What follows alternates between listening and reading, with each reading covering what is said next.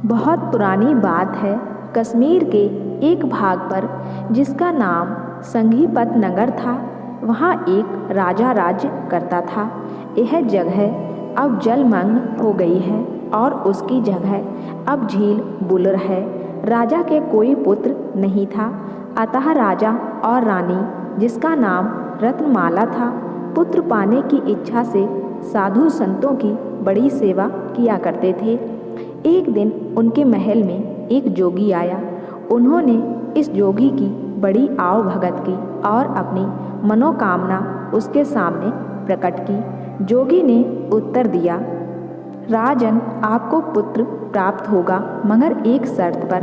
राजा रानी एक साथ बोले, कहिए वह कौन सी शर्त है, हम भी तो सुने। यह उत्तर पाकर जोगी बोला, शर्त कठिन है, संभवतः आप स्वीकार ना करें। वह यह है कि यदि मेरी कोशिश से आपके पुत्र जन्मेगा तो वह केवल 11 वर्ष तक आपका होगा और उसके बाद आपको उसे मुझे सौंपना होगा।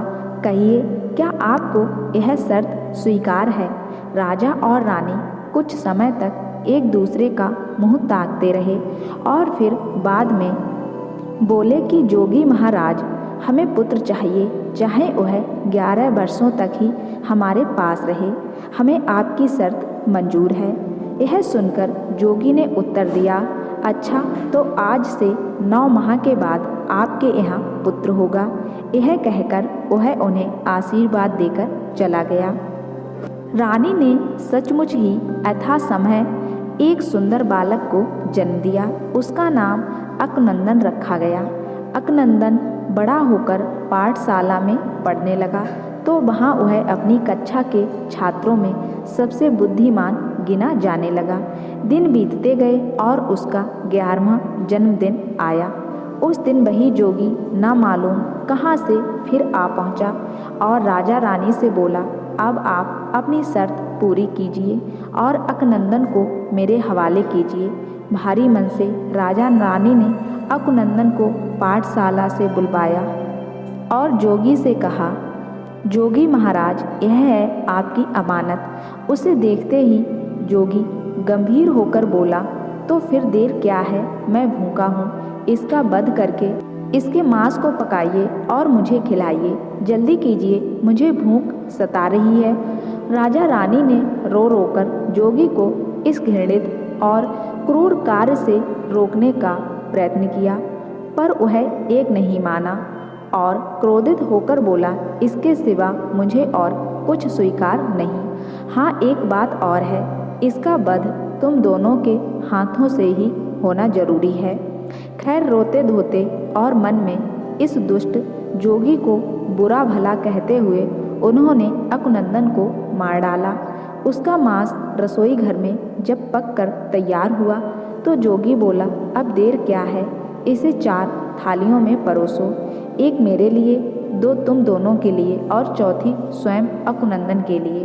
अकनंदन की थाली का नाम सुनकर वहाँ उपस्थित लोग क्रोधित से लाल पीले और हैरान हो उठे, पर जोगी की आज्ञा का पालन करके 4 थाल परोसे गए। सभी अपने अपने आसन पर बैठे।